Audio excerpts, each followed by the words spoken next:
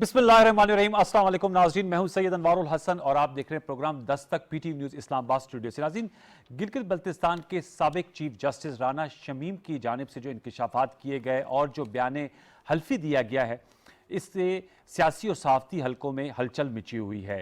कल Islamabad high court ने साबिक गिलगित बल्तिस्तान के जज राना शमीम साहब को ज़ाती हैसियत में तलब कर लिया है और साथ में द न्यूज़ अखबार के editor in chief, editor investigation Ansar Abbasi साहब, जिनकी स्टोरी भी आज इससे मुतल्लिक आई है, उन्हें भी और साथ में एडवोकेट जनरल और अटॉर्नी जनरल को कल सुबह 10:30 बजे बुलाया गया है। इस्लामाबाद हाई कोर्ट की जानिब से जो तहरीरी हुक्मनामा जारी हुआ, इसमें ये तमाम चीज़ें सामने आई हैं। जो जीबी के साबिक जज हैं, उन्होंने इल्ज़ाम आयद किया है, बल्कि जो बयान हल्फी दिया है वो नोटराइज लंदन में हुआ है, जिसमें उन्होंने कहा कि साबिक चीफ जस्टिस साकिब निसार साहब ने हिदायत दी थी कि साबिक वज़ीर आज़म नवाज शरीफ और मरियम नवाज साहबा को 2018 के इंतखाबात से कबल ज़मानत नहीं देनी। और दूसरी जानिब साबिक चीफ जस्टिस साकिब निसार साहब ने सख्ती से इन इल्ज़ामात की तरदीद की है और उन्होंने कहा कि जो रिपोर्ट आई है वो भी खुद साख्ता घड़ी हुई एक कहानी है।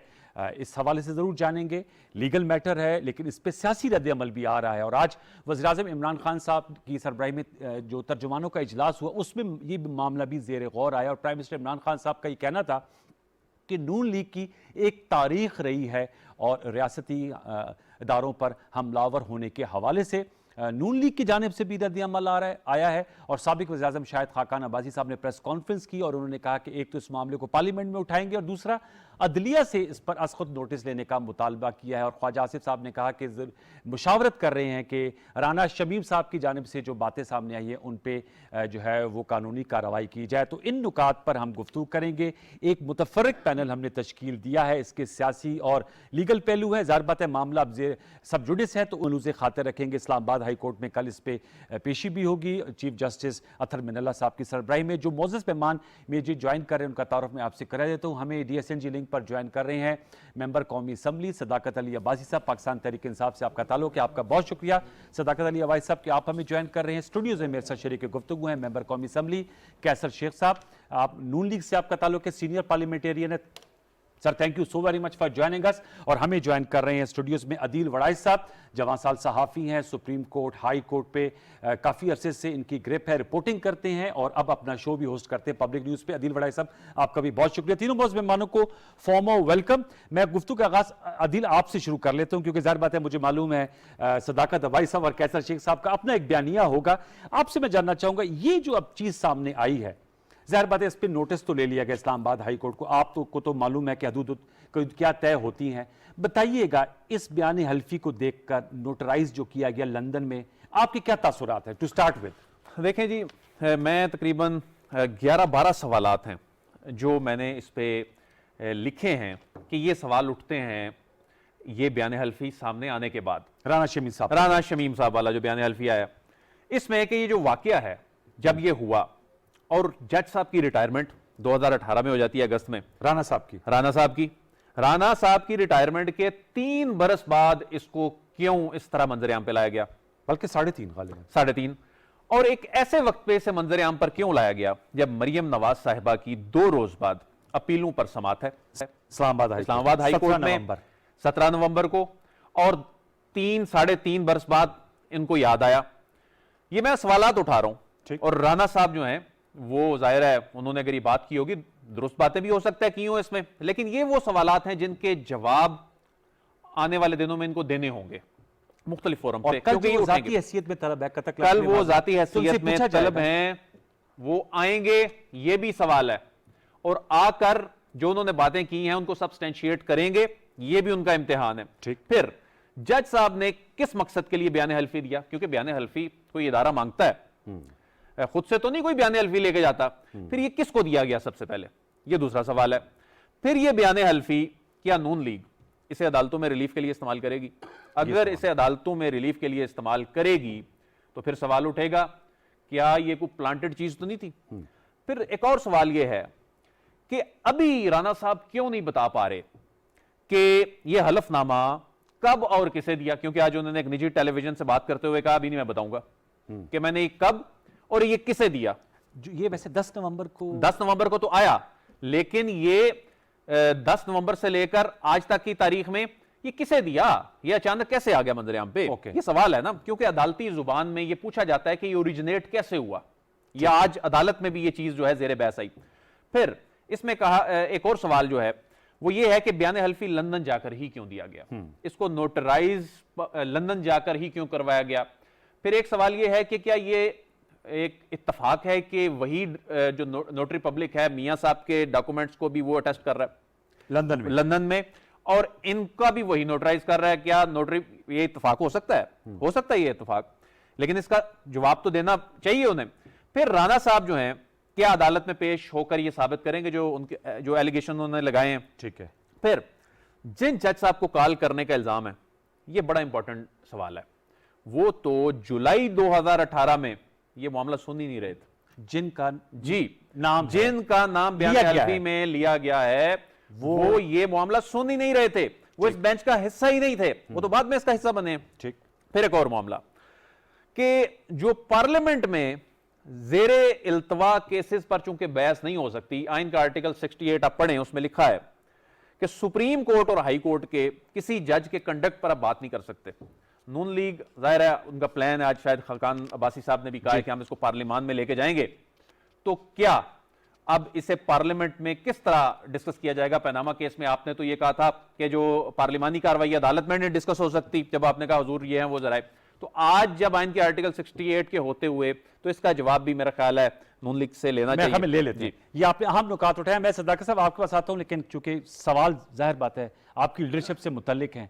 कैसर साहब बताइएगा, आप खुद एक बड़े सीजन पार्लियामेंटेरियन हैं, जो अदील वड़ाइश ने चूंकि कोर्ट रिपोर्टिंग कर रहे हैं तवील अरसे से, और वैसे भी एज ए कॉमन सेंस ये कहता है कि 3-3.5 साल बाद इसकी टाइमिंग पे आपके क्या कमेंट्स और ये नुकात उठाएं, इस पे क्या कहेंगे?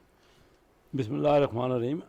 अनवार, देखिए अदील वड़ाइश साहब ने बड़ी लीगल मैटर्स पे डिस्कस किया है, मैटर सब जुडिस है, ठीक है, ये बिल्कुल रेलेवेंट क्वेश्चन हैं जो इन्होंने किए हैं, और ये ज़रूर जब इस्लामाबाद हाई कोर्ट में होगा तो सब क्वेश्चंस को बिल्कुल थ्रेडबेयर डिबेट होगी, उस पर दलील दिए जाएंगे। लेकिन देखिए एक हाई कोर्ट के साबिक चीफ जस्टिस ने एक बयान हल्फी दिया है, अब उस हद तक तो देखिए उसकी कितनी, और बहुत बड़ा ऐसा बयान है कि इलेक्शन से पहले उन्होंने कहा कि मियां साहब को और मरियम नवाज साहिबा को नहीं रिलीज करना, तो ये तो सारे इलेक्शन पे इसका असर होता है। अब वो भी एक चीफ जस्टिस रहे हैं, साबिक चीफ जस्टिस हैं, मामला लीगल है। मैं ये समझता हूँ जैसे कि खाकान अब्बासी ने कहा कि वो अगर पार्लियामेंट में डिबेट करेंगे तो क्या चीज डिबेट करेंगे, वो भी कल इसकी सामने आ जाएगी। आप क्या नून लीग इसकी पॉलिटिकल बेनिफिशियरी हो सकती है? देखिए कोई बिल्कुल हो सकती है, डिपेंड करता है ना कि आर्गूमेंट्स जो हैं वो किस तरह होते हैं, उसका कोर्ट में क्या, जैसे उन्होंने कहा 17 नवंबर को मरियम साहिबा की अपील लगी हुई है। हाँ, तो ये सारी चीज़ें देखें ना, ये इंपॉर्टेंट है जो ये बात कर रहे हैं, इसमें कोई ये सारी चीज़ें क्योंकि लीगल है और बिल्कुल डिस्कस होंगी इस्लामाबाद हाई कोर्ट में। बहुत दुनिया फैले में कैसा, फिर मैं सदाकत साहब के पास जाऊंगा, इसका नोटराइज लंदन में होना ये अचंभे की बात, क्योंकि जज साहब तो मेरे ख्याल में इस्लामाबाद में पाकिस्तान में रहते हैं ना? जी जज साहब पाकिस्तान में रहते हैं, इसी मैंने कहा क्योंकि नोटराइज लंदन में होना होता है। नहीं समझता कि इसमें कोई देखें, वो तो किसी जगह भी हो सकता है। अच्छा, तो खुद बता सकते हैं लीगली के क्या गलत है, क्या लंदन में होना, वो तो किसी जगह भी हो सकता है। बात तो ये है, मैं तो ये लीगल मैटर्स को तो जरूर डिबेट होगा, अगर ये इजाजत है, ये खुद ही बता सकते हैं, अदील साहब बता सकते हैं, क्या लंदन में मना है इसको? हाँ, ये तो ये कह रहे हैं ना कि ये चीजें ये क्रिएट करती है, मैं क्यों हुआ, यही कह रहे हैं ना। ये सारी चीजें इस्लामाबाद हाई कोर्ट में बिल्कुल डिस्कस होंगी, होनी चाहिए, और जो चीज मेरिट पे होगी सामने आ जाएगी। अच्छी बात है, दूध का दूध पानी का पानी हो जाएगा। पूरा एतबार है कि इंशाल्लाह अदालत जो फैसला करेगी वो बड़ा इंडिपेंडेंट होगा। देखिए अदालत तो हमेशा हमारे यहाँ, मैं तो अदालतों पे पूरा एतबार है, और हमें अदालतों पे पूरा एतबार रखना है। पाकिस्तान के आइन के तहत हमारे जो जुडिशरी है, जितने भी कुछ हैं जी, देखिए कुछ उस पे उन अदालतों पे अगर आप साख उनकी नहीं रखेंगे तो फिर तो पाकिस्तान का किस तरह आइन की सारी जो कार्रवाई है या इंप्लीमेंटेशन है किस तरह हो सकती है। सदाकत साहब को भी मैं इन्वोपन करता हूँ। सदाकत अली भाई साहब, सर बताइएगा, आज प्राइम मिनिस्टर इमरान खान साहब ने तर्जुमानों का इजलास किया, आप कलीदी तर्जुमान है, पीटीआई इसको किस तरह देख रही है, क्योंकि पार्लियामेंट में ये मामला उठा, इस पे तकरीर भी हुई, आपने सुन लिया, जो अदील साहब ने भी नुकात उठाए और कैसर शेख साहब ने भी। जी सदाकत साहब। जी अनवार साहब बहुत शुक्रिया। अनवार साहब, मुस्लिम लीग नून की एक तारीख है, और मुझे मेरी आवाज़ वापस आ रही है, प्लीज़ ठीक कीजिएगा। जी जी, इसको हम इनकी एक तारीख है, इन्होंने सुप्रीम कोर्ट पे हमले भी किए, इन्होंने जस्टिस कयूम को फ़ोन करके मोहतरमा के फैसले भी इन्फ्लुएंस कराए। आपको एक ब्रीफ केस वाला वाक़या वो रफ़ीक तारड़ वाला भी याद होगा। इसके अलावा अभी भी कुछ जजेस की वीडियो ये ले लेके फिरते हैं। हमारे जो बाकी इदारे हैं सिक्योरिटी के, उनके बारे में भी ये बोलते हैं। तो कैसे साहब कहते हैं कि जी अदलिया का एहतराम होना चाहिए। हमें वैसे इनकी बातें तो बड़ी अच्छी हैं, लेकिन अदलिया का एहतराम तो नज़र कोई नहीं आ रहा। पहली बात ये कि जज साहब जो है वो 3 साल इतना बड़ा वाक़या उन्होंने छुपा के रखा, ये भी तो वो बहुत बड़े सीनियर आदमी थे। और फिर एन 3 दिन पहले जब 17 तारीख को मरियम साहिबा की बेल की कैंसिलेशन की अपील है, और दूसरा उनका जो उनकी जो वो क्या है अपील है, जी जी। उसकी हेयरिंग होनी है, उससे पहले ये निकाल दे, ये चीज़ निकल के आना। और वही वाली बात कि वही क्या है, चार्ल्स ड्रूस्टन जो नवाज शरीफ साहब के मेडिकल जो उनको भी इसी ने नोटराइज किया था, और यही सोलिसिटर जो है इनके लिए भी नोटराइज ये कर रहा है। और एक ख़ास तरह का बयानिया है, मरियम साहिबा इस केस को 3 साल लटकाती रहीं, 10 दफ़ा उन्होंने इल्तवा लिया, 3 दफ़ा अपना वकील बीमार कराया कि वकील बीमार हैं। एक दफ़ा तो जज साहब ने ये कहा वकील साहब की कमर में तकलीफ है तो चारपाई पे ले आए, हम उनका आर्ग्यूमेंट सुनेंगे। और आखिर में आके ये चीज़ निकलना, और फिर वकील भी बदल देना कि जी मैं ताकि मेरा नया वकील है, नई तैयारी। तो ये सारी बातें एक तरफ इशारा करती हैं, लेकिन चूंकि मैटर सब जुडिस है तो इसलिए मैं इस पे तो कोई नहीं बात कर सकता। लेकिन ये मुझे यकीन है कि मुस्लिम लीग नून ने हमेशा माफिया की तरह बिहेव किया, और हर इदारे को या उसको ख़रीदने की कोशिश की, जो ख़रीदा नहीं उसको मलाइन किया, और मकसद एक है। अनवार साहब, आपको पता ना केस क्या है, एवनफील्ड फ्लैट्स के 4 अपार्टमेंट्स जिसमें आजकल मियाँ साहब बड़े सुकून से, बड़ी खुशी से, बड़े दबंग तरीके से रह रहे हैं। इनका उनकी ओनरशिप में आना, मरियम साहबा का बेनिफिशियल होना साबित हो गया, इनका पैसे का कोई सबूत नहीं साबित हुआ। लिहाजा पाकिस्तान के कानून के मुताबिक अगर कोई पब्लिक ऑफिस होल्डर, उसके पास कोई प्रॉपर्टी पकड़ी जाती है और उसके पास कोई सबूत नहीं है, तो वो उसका करप्शन समझी जाती है। लिहाजा ये करप्शन एक बार फिर साबित होती है, और मुस्लिम लीग नून का बयानिया हवा में उड़ता है। वो ये सिर्फ साबित करना चाहते हैं कि शायद जजेस उनके बारे में बायस्ड हैं। तो ये मेरा ख्याल है कोई इनका आइडिया खरीदेगा नहीं। जी कैसर साहब, ये सदाकत साहब की आपने सारी गुफ्तगू सुनी। Before I go to Adeel साहब, बताइएगा, वो तो चूंकि आपकी नून लीग के साथ तवील एसोसिएशन है, केस के मेरिट्स और डिमेरिट्स इसलिए हम बात नहीं कर सकते, कल पेशी होनी है, लेकिन वो आपकी पॉलिटिकल लेगेसी बता रहे हैं कि रियासती इदारों पर हमलावर रहे, और जो माजी के इशूज हैं, चाहे वो जजिस से मुतल्लिक है या मोहतरम अदलिया से जस्टिस कयूम की बात होती है, फिर आपको पता है ब्रीफ केसेस की बात हो रही है, आपके सामने सारी गुफ्तगू कर रहे थे, क्या जवाब देंगे इस पे सियासी तौर पर? यार सदाकत अब्बासी भी, क्योंकि इनको यही ब्रीफ किया जाता है ना। अच्छा, इमरान खान साहब का चोर डाकू के अलावा कोई जब से ये आए हैं ना, यही कि नून लीग को सब करो, उनके इल्ज़ाम लगा। ये बताइए डस्का में जो कुछ हुआ है पाकिस्तान की तारीख में नहीं हुआ होगा। खुद हुआ ना कि डब्बे उठा के ले गए। ये बताए ना मुझे सदाकत अब्बासी साहब, क्या गलत ये बात है? क्या हुआ इलेक्शन में कि सारे के सारे पूरे का पूरा डीसी के कमरे में आता हूं जो कुछ हो रहा है। और फिर अभी इलेक्शन कमीशन में जो इनके मिनिस्टर उनको कह रहे हैं, इलेक्शन कमीशन को, ये किस इदारे को मानते हैं? तो two wrongs don't make it right. Yes of course, you are everything should be right. Yes, everyone, every party should do right. So there are mistakes. Of course, I agree with you. अच्छा, कि ये कहें कि perfect है, नहीं है perfect हमारे यहाँ। परफेक्ट हमें करना पड़ेगा। ये अगर देखें ना, ये कल बात खुल के आ जाएगी ना, ये मामूली बात तो नहीं है कि चीफ जस्टिस गिलगित बल्तिस्तान, साबिक चीफ जस्टिस, वो कह रहे हैं कल चीजें ये सामने आ जाएंगी। तो ये बातें क्या हो रही हैं कि हमारे यहाँ इस तरह कब तक चलेगा? इलेक्शन कब तक होंगे? मैं तो खुद इलेक्शनों में जाता हूँ, मुझे पता है किस तरह की धांधलियां वहाँ होती हैं। कोई एक इलेक्शन हुआ है यहाँ? क्या हुआ था? 2002 में मैं इलेक्शन जीता हुआ, सारा अनाउंस हो गया। उन्होंने कहा नहीं, मेरे डब्बों में, यानी 2002 की बात कर रहा हूँ, 45 पोलिंग स्टेशनों का रिजल्ट 5 हैंड राइटिंगों से बाहर बनाया गया। तो वो जो ईवीएम की जब बात करते सदाकत अली भाई साहब, तो उस वक्त आप लोग कहते हैं कि ईवीएम पर भी नहीं आना। ईवीएम को कोई भी पार्टी, आखिर पाकिस्तान की 20-25 पार्टी है, पॉलिटिकल पार्टी, पीटीआई के अलावा भी कोई मानता है? अब तो खबरें हैं कि परसों इजलास हो रहा है। ठीक है, अगर होगा, अगर अगर करे इत्तेहादी मान गए तो सामने आ जाएंगी ना बातें। क्या हो रहा है? पहले तो उन्होंने, अभी तक तो यही खबर है कि उन्होंने इनकार कर दिया। ठीक है, अगर मान गए तो उनको कन्विंस किया होगा। लेकिन बात सिर्फ ये है कि जर्मनी में क्या इतना डेवलप्ड कंट्री है ना, क्या वो भी गलत कह रहे हैं? अगर इतना ही साफ सुथरे इलेक्शन होने थे तो जर्मनी वालों ने क्यों रिजेक्ट कर दिया, करके फिर उसको हटा दिया। ओके, ईवीएम पे हम दोबारा लौट के आएंगे, इस नुक्ते को थोड़ा एक्सप्लोर करना चाह रहा हूं मैं। सदाकत साहब आपका दोबारा लौट के आऊंगा, पहले मैं अदील साहब से पूछता हूं और आपसे भी जानूंगा, क्योंकि इन्होंने कहा कि जवाबी तौर पे आप लोगों का भी जो इलेक्शन कमीशन के हवाले से जो मौकफ या बयानिया रहा है उस पर भी सवालात उठते हैं। अदील, इस पे बताइएगा, क्या इन इंकिशाफात का मरियम नवाज साहबा के केस पर बिल वास्ता या बिला वास्ता तौर पर असर पड़ सकता है? जी, मेरे ख्याल में ये केस चूंकि अब अपने मेरिट्स की स्टेज पे दाखिल हो चुका है, अपीलों की, इसमें अब मेरिट्स पे मामला आ गया। इससे पहले तो ये होता था ना कि फलां इशू पे केस पे एडजर्नमेंट मांग ली जाती थी। अब जज साहिबान इसको सुन के जल्द अज जल्द निपटाना चाहते हैं, क्योंकि काफी इसमें ताखीर हो गई है। 2018 का केस है और अब तक 2021 आ गया है, और अब जब ये केस अपने मेरिट की स्टेज में दाखिल हो गया है और ऐसे वक्त में ये बयान हल्फी आना, बहुत से लोग तो ये कह रहे हैं कि चूंकि इसमें एक जज साहब का नाम है और वो जज साहब इस बेंच के रुकन है, तो शायद ये स्ट्रेटजी आमतौर पे दीगर केसेस में होती है कि जी जज साहब जो है वो शायद बेंच जिसको रिक्यूज कर दें, जी मेरा नाम आ गया। ये एक टैक्टिक्स होते हैं आमतौर पे जब अदालतों में केसेस इस नोयत के जो लड़े जाते हैं।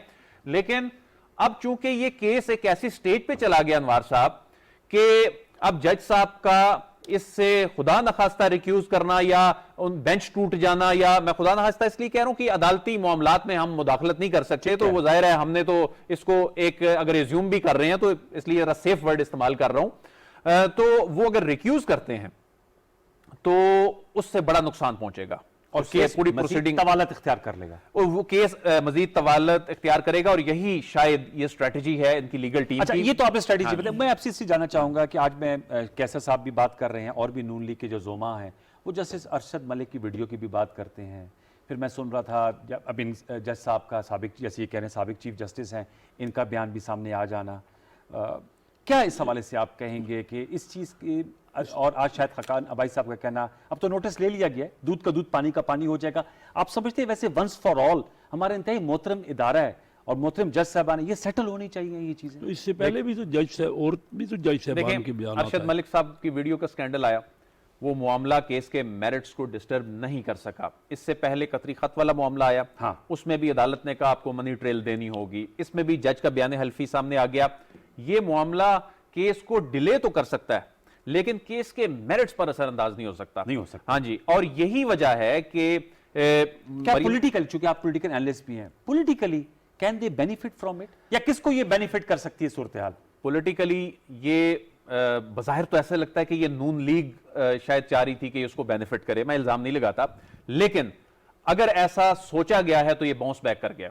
ये मैं समझता हूं कि इमरान खान साहब का जो फेवरेट टॉपिक है, ऐसे वक्त में जब वो प्रेशर में नजर आ रहे थे, उनको खेलने के लिए एक मैदान दे दिया गया, इन्होंने फुल टॉस कराई है, इन्होंने फुल टॉस करा दी है, छक्का मारने के लिए आपने एक ऐसा टॉपिक दे दिया है जो आने के सरफेस होने के चंद घंटों बाद ही, जिस पर अगर दर्जन भर सवालात उठ के हैं और इनके जवाबात जब तक नहीं आएंगे तो सवालात तिश्तगी रहेगी। सदाकत भाई साहब, सर इदारों की आपने बात की, आपने कैसर शेख साहब की बात सुन ली, वो कह रहे हैं आपका रिकॉर्ड भी इलेक्शन कमीशन और डस्का जिमनी इंतखाब और जो इलेक्शन कमीशन की इंकिशाफाती रिपोर्ट आई है उस पे कहते हैं, उस पे तबसरा निगारी करें ना सदाकत साहब।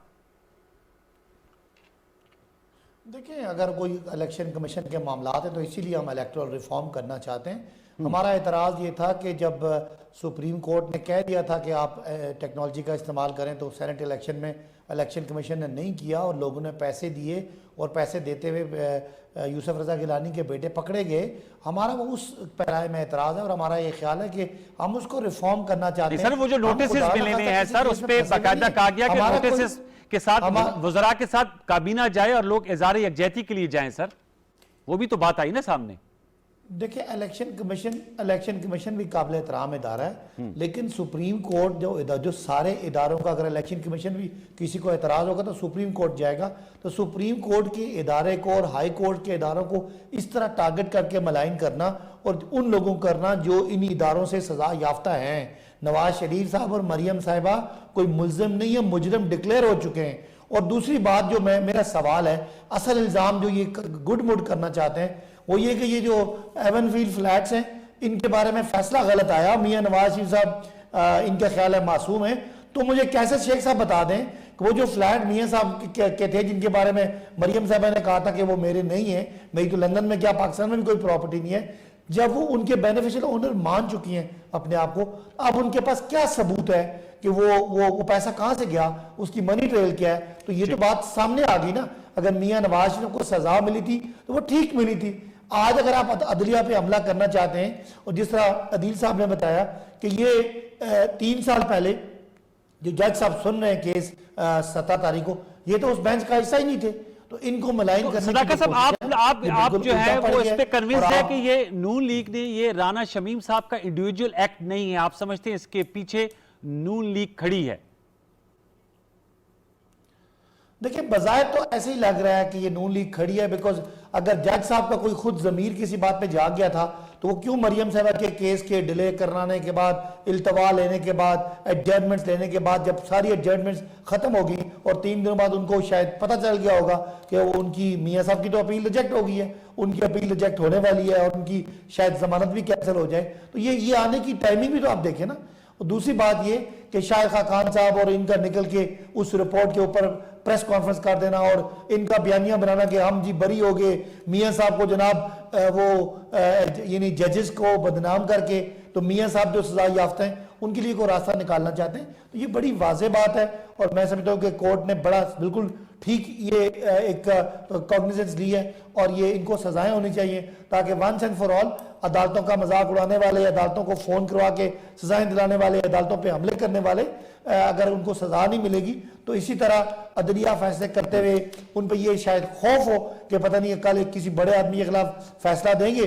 छोटे चोरों को फांसियां लगती हैं, छोटे चोरों को सजाएं होती हैं, लेकिन बड़े चोर को जब सजा दें उसके लिए कुछ सहाफ़ी भी आ जाते हैं, कुछ सियासतदान भी आ जाते हैं, कुछ जज भी आ जाते हैं। तो ये जो चीज़ है ये ठीक नहीं है पाकिस्तान के निज़ाम अदल के लिए, पाकिस्तान के पूरे निज़ाम हुकूमत के लिए, कि जिसको सजा हो वो मुझे क्यों निकाला की तहरीक चलाए और जब उनको जमानतें मिले तो वो ठीक हो और सजाएं मिले तो वो कहें कि ये इनको किसने इख्तियार दिया है, ये बुग़्ज़ से भरे बड़े हैं। इनको मैं मानता नहीं हूँ।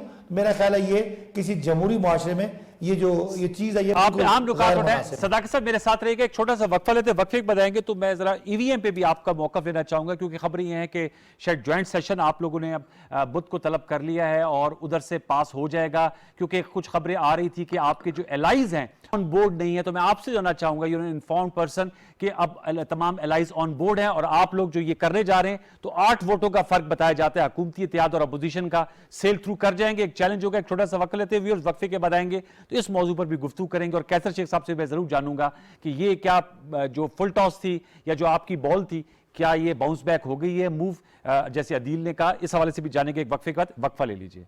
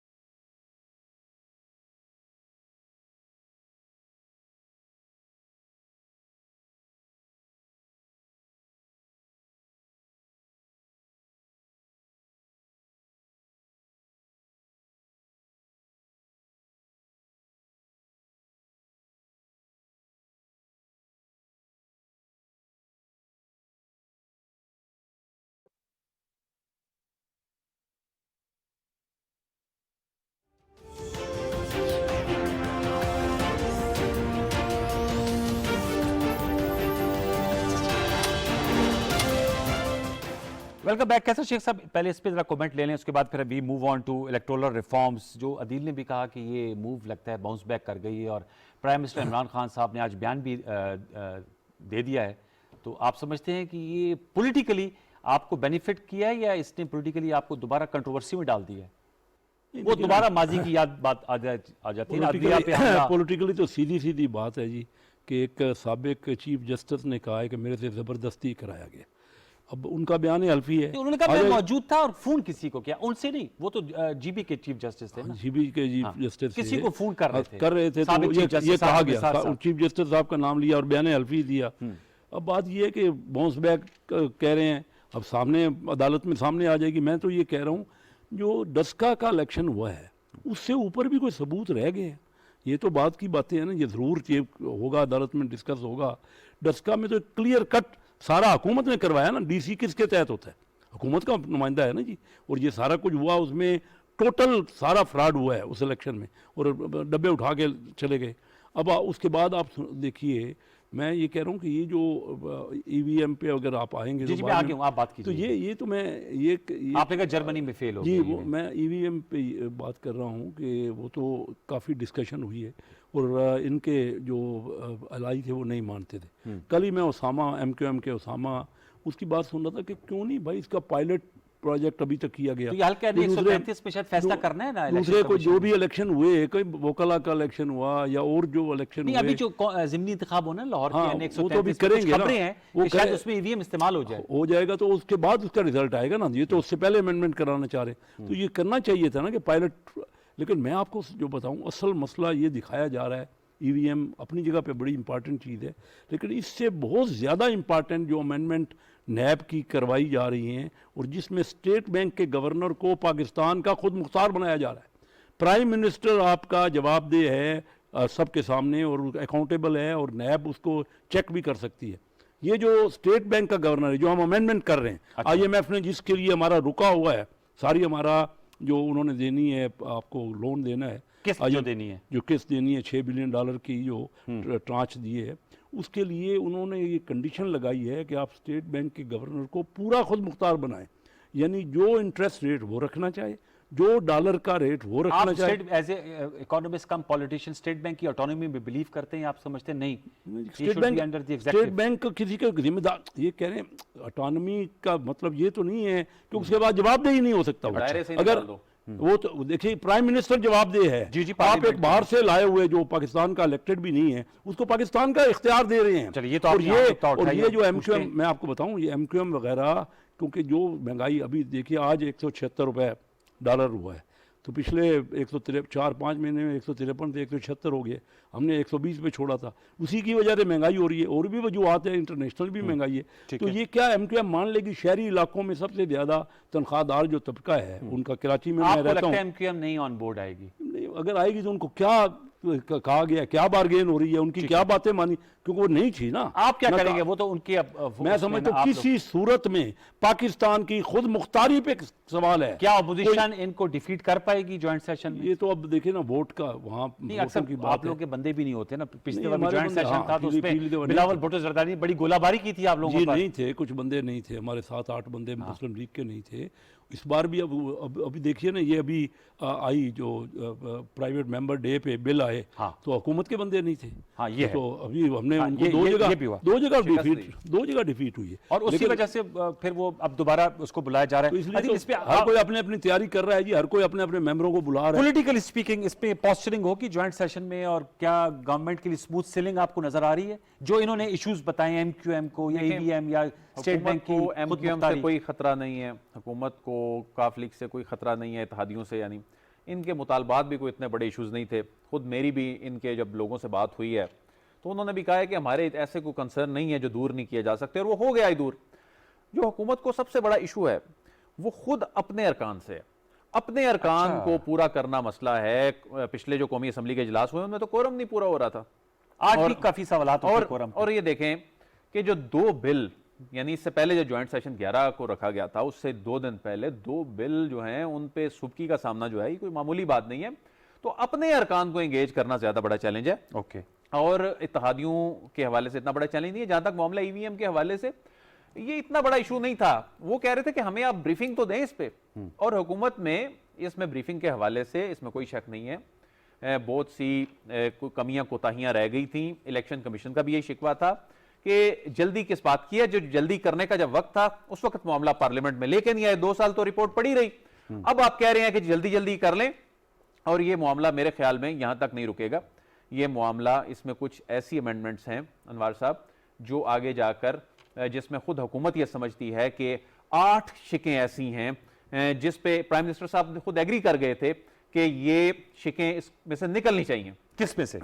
ये जो इलेक्टोरल रिफॉर्म बिल में से, फिर जिसमें अटॉर्नी जनरल ने और लॉ मिनिस्टर ने कायल कर लिया था प्राइम मिनिस्टर साहब को, लेकिन उसके बाद जब ये सेनेट से मंजूर नहीं हुआ तो उसके बाद अब वो बिल उसमें अमेंडमेंट के बगैर ही पेश होना है ज्वाइंट सेशन में। तो ये एक बड़ा जो है इसमें एक ग्रे एरिया जो है सामने आ गया। सदाकत साहब, सर बताइएगा, ज्वाइंट सेशन आप लोगों ने बुला लिया है, जैसे कैसर शेख साहब कह रहे हैं कि 2 बिल्स पे हुकूमत को शिकस्त हुई थी, प्राइवेट मेंबर बिल थे, लेकिन फिर भी आपसे अपोजिशन के नंबर ज्यादा थे और इत्तेहादी ऑन बोर्ड है। और ये कौन सा तरमीम ला रहे हैं? स्टेट बैंक के गवर्नर को बहुत ज्यादा कोई खुद मुख्तारी दे रहे हैं, जिसकी तरफ कैसर शेख साहब खदशात का इजहार कर रहे हैं। सदाकत अली अब्बासी साहब।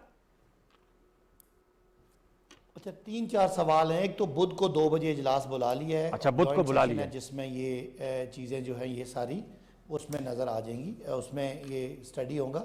दूसरी जो आपने बात की कि जी कोई ईवीएम पे कोई नाराज़गी है, तो ईवीएम पे कोई नाराज़गी नहीं है, ये डबल चेक है। एक तो पेपर ट्रेल भी मौजूद है और एक काउंटिंग का कैलकुलेटर मौजूद है कि जो फौरी तौर पे जूं ही इलेक्शन ख़त्म होगा फौरी रिजल्ट आ जाएगा।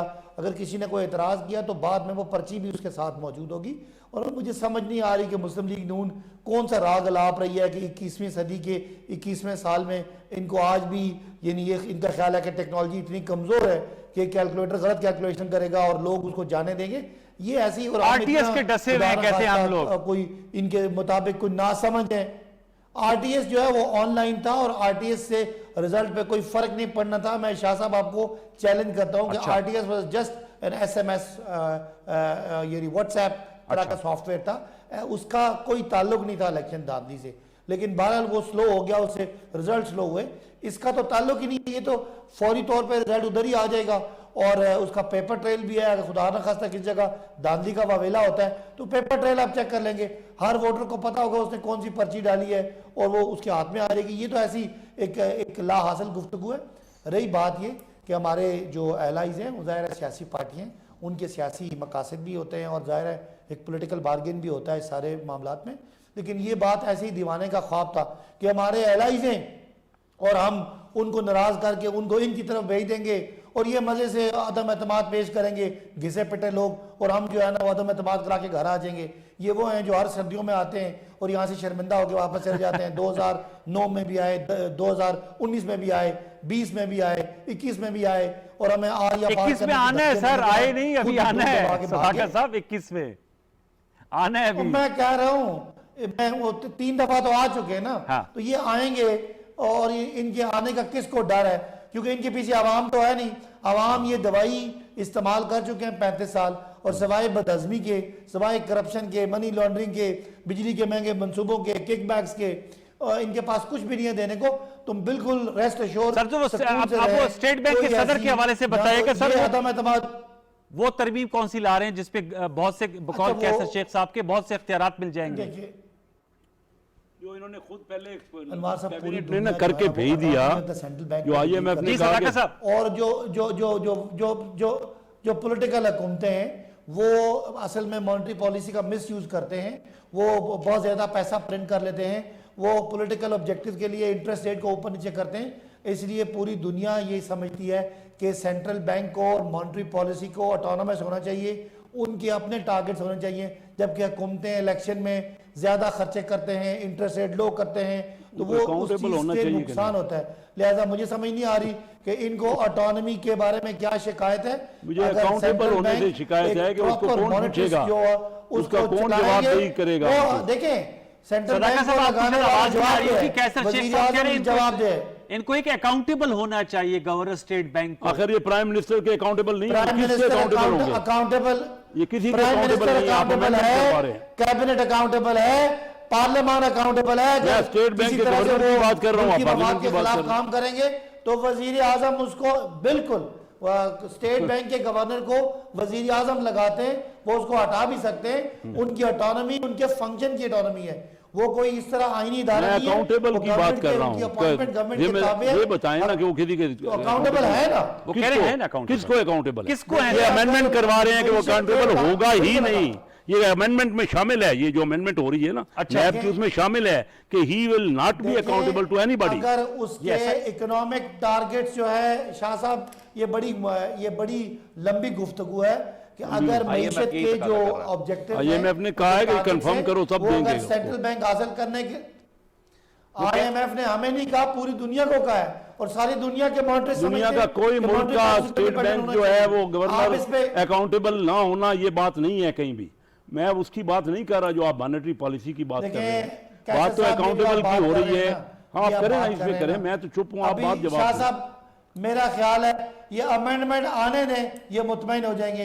ये वक्त से पहले की ऐसी बेवक्ती रागनी है। आज आप बात करें, कौम इंशाल्लाह अगले 2 दिनों में EVM का कानून लेके आएगी, उसके बाद बिल्कुल इसका पायलट प्रोजेक्ट होगा, और वो पायलट प्रोजेक्ट होने के बाद 2023 का इलेक्शन इंशाल्लाह EVM पे होगा, जहां जीतने वाला भी खुशी मनाएगा और हारने वाला भी उसको तस्लीम करेगा इंशाल्लाह। लेकिन सदाकत, ये कैसा साहब, सदाकत साहब कह रहे हैं कि सर्दियों में भी आ जाएं, अभी उनका हमें कोई फर्क नहीं पड़ता, आप 18 में भी आए, 19 में भी आए, 20 में भी आए। इनको ये तो सदाकत साहब तो क्योंकि कॉन्स्टिट्यूंसी वाले आदमी हैं, जी जी, ये अपनी कॉन्स्टिट्यूंसी भी जाके इनको सारा अंदाजा होता है जो हालत हो रही है ना इस वक्त। तो आप ख्याल में क्या ये तो अपना राग अलाप रहे हैं ना इस वक्त। जो इलेक्शन क्या जरूरत पड़ गई डस्का में ये करने की, इतनी धांधली करने की जरूरत क्यों पड़ गई? मैं आपको और शाह साहब को भी अटैच करूंगा। जो महंगाई 9 घंटे मैं सबको कल के जो परसों के मेरे 9 जलसे अटैच करूंगा, आप देखिएगा। तो सर लोग मुतमईन है, खुश है सदाकत साहब आपसे? बड़ा मुतमईन है, बड़ा खुश है, खत्म हो बड़े गई। खुश हैं।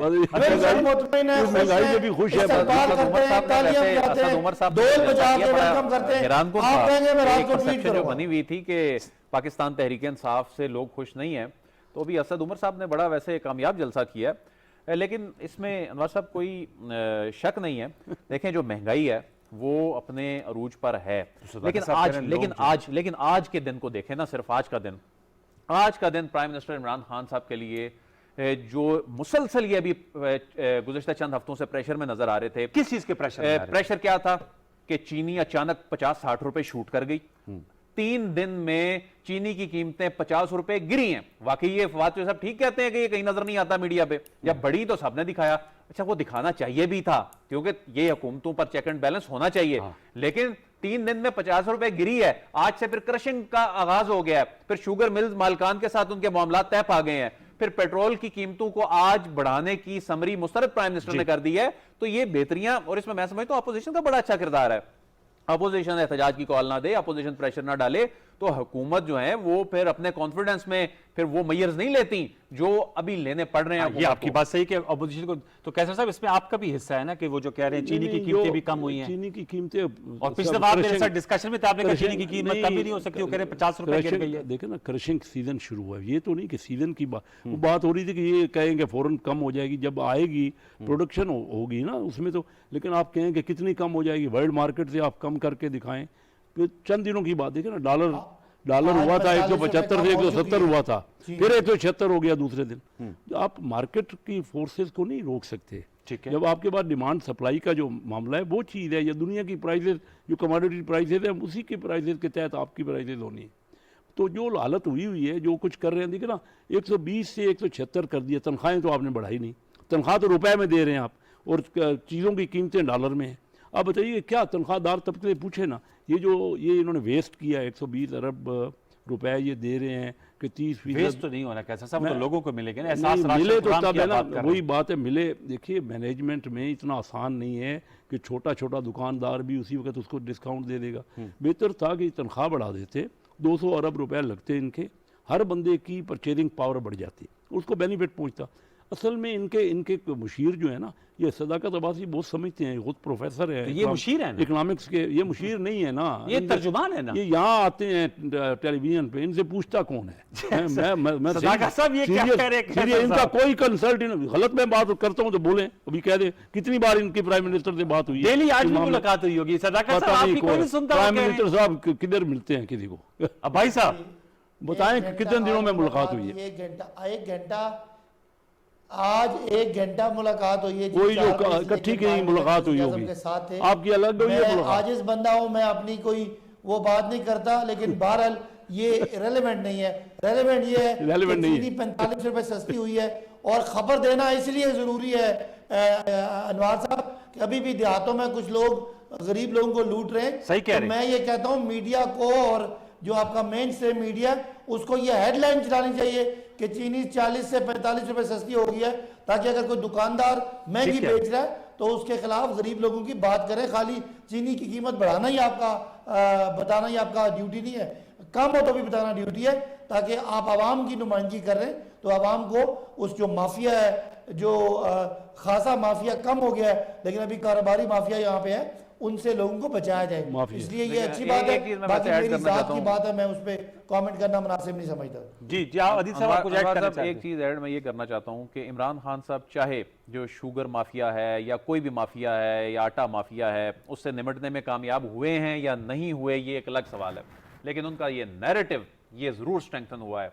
कि वाकई ये माफिया था, ये हकीकत थी। और अब हम वो भुट्टो दौर के अखबारात देखते हैं, वो जो आर्काइव में सोशल मीडिया पे आते हैं, कि उस वक्त ये बात होती थी कि ये जो तमाम मिलें जो हैं ये कौमिया ली जाएंगी अगर इस अंदाज में किया, तो ये हर दौर में ये अयूब दौर से ये ब्लैकमेल करता है माफिया। तो पहली मर्तबा इन पे हाथ डला है और उनका जो रिएक्शन इस अंदाज में आ रहा है, तो मैं समझता हूं कि ये माफिया वाकई स्टैब्लिश हो गया कि बहुत बड़े माफिया का ये हालत है। आप बताइए, माफिया डिक्लेयर हो गया, 53 रुपए से माफिया शुरू, आपने 70 रुपए हुआ ना तो आपने कहा क्रश करेंगे, हर किस्म की उनके खिलाफ कार्रवाई हुई, वो रेट 150 हो गया। आज हो सकता है थोड़ा जिस तरह आप कह रहे कम हो गया होगा, थोड़ा मामूली कम, लेकिन कहाँ से 53 रुपए से शुरू हुआ।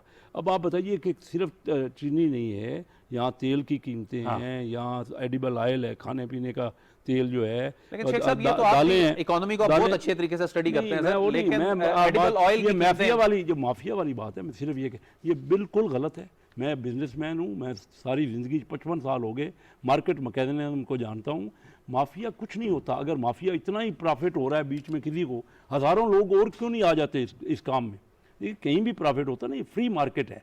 ये तो एक झूठ बोलने वाली बात है कि आपसे कंट्रोल नहीं हो रहा और आप कहते हैं माफिया थे। अच्छा, माफिया अगर है तो किसका काम था? कर लेती ना हुकूमत, लेकिन और वो तो बढ़ती चली जा रही है हर चीज़ की कीमतें।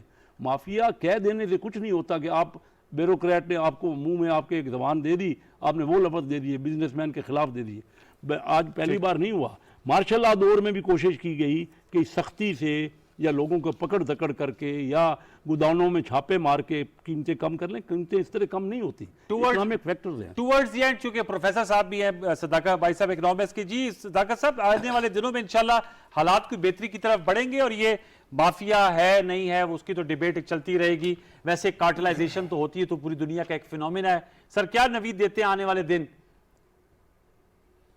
Towards the end? देखें, ये जो डॉलर की बात कर रहे हैं उसकी वजह से कि 5 साल में डॉलर फ्रीज रखा और उसमें अरबों डॉलर इन्होंने उसको मार्केट को मैनेज करने के लिए इन्होंने सर 21 की बात कर रहे थे सदाकत साहब, जिसकी वजह से पाकिस्तान के कर्जे बढ़े। इस हुकूमत ने उसको नेचुरल किया और आज जो भी रेट है वो नेचुरल रेट है। और मैं आपको ये प्रोडिक्शन देता हूँ कि चीनी की कीमतों की तरह ये रेट भी नीचे आएगा। एक अफगानिस्तान में क्राइसिस आ गया था डॉलर का, उसकी वजह से भी ज़ाहिर है पाकिस्तान और अफगानिस्तान का ट्रेड एक तरह का ही है जिसकी वजह से ये आया। लेकिन ये जो इन्होंने ज्यादती की उसको एक आर्टिफिशियली हाई रखने की, पाकिस्तान ने 5 साल एक्सपोर्ट में अपना बिजनेस गवाया। पाकिस्तान 5 साल अपना जो आमदनी थी वो कम की और पाकिस्तान को कर्जों पे इन्हिसार करना पड़ा। आज आपको पता है कि हम कोई 4 या 5 हज़ार अरब इकट्ठा करते हैं और 3,000 अरब रुपया सिर्फ जरदारी साहब और नवाज शरीफ साहब के लिए हुए कर्जों का सूद अदा करते हैं। और सर 3 साल में कितने कर्जे लिए आपने? नहीं दे सकते। अगर वो 3,000 अरब हमें ना देना पड़ता तो हमने, जी आपने 3 साल में कितने कर्जे लिए सर? हमने कर्जे जो भी लिए, मेरी बात सुन ले, करंट अकाउंट का खसारा हमने जो था 20 अरब से वो आगे 1-1.5 अरब पे आ गया और बजट का खसारा हमारा खत्म हो गया। हमारे कर्जे सिर्फ इन कर्जों की किस्तें और सूद देने को है, और ये जो कर्जा बढ़ा के बयान करते हैं ये रुपयों में बयान करते हैं, डॉलर का कर्जा, क्योंकि करेंसी डिवैल्यू हुई है उसकी वजह से ज्यादा लगता है। हमारी हुकूमत ने कोई फजूल खर्ची नहीं की, हमने वो सारे कर्जे भी वापस किए और आज खत्म हुआ जा रहा है। खत्म हो गए। डॉलर के बावजूद आपकी एक्सपोर्ट जो है वो उससे तो इंपोर्ट 3 गुना, पहली बार 3 गुना हो गई इंपोर्ट। आज 31 अरब डॉलर है जो नवाज शरीफ साहब के 5 साल उमर में खुद ऑन रिकॉर्ड है, फाइनेंस आज की बात कर रहे हैं, रिकॉर्ड छोड़ो, आज की बात कर रहे हैं। आज क्या हुआ है? वो कह रहे हैं एक्सपोर्ट्स बहुत बढ़ गई है, सदाकत साहब यही कह रहे हैं। आज 31 अरब डॉलर तक जा रही है। 31 अरब डॉलर वो एक्सपोर्ट। तो इंपोर्ट कितनी बड़ी है ये बताए ना, इंपोर्ट ज्यादा बड़ी है, एक्सपोर्ट 56% इंपोर्ट बड़ी है और 30-32% एक्सपोर्ट। पाकिस्तान इंशाल्लाह कर्जों के दलदल से निकल गया है। चले सर, शुक्रिया सदाकत अली भाई साहब, आपका बहुत शुक्रिया, कैसर शेख साहब आपका बहुत शुक्रिया, अदील बड़ाई साहब thank you for joining us viewers. ये हमारी गुफ्तगू थी। अब आने कल देखते हैं कि कल की जो इस्लामाबाद हाई कोर्ट की प्रोसीडिंग्स है, आम प्रोसीडिंग्स है, क्योंकि आज सारा दिन मीडिया डिबेट और पॉलिटिकल डिबेट इसी जो गिलगित बल्तिस्तान के साबिक चीफ जस्टिस हैं उनके इंकिशाफात और बयान हल्फी पर रही आने वाले दिनों में। और कल हम आपको जरूर बताएंगे कि इसमें जो लीगल इशू है वो आज तरफ किस तरफ बढ़ रहा है और politically and economically where we stand. हम तो दुआ गो हैं, उम्मीद करते हैं कि पाकिस्तान के हालात बेहतर हो। कल तक के लिए सैयद अनवारुल हसन फ्रॉम दस्तक की प्रोडक्शन टीम को इजाजत दीजिए। अपना बहुत सा ख्याल रखिए। अल्लाह ने के बाद।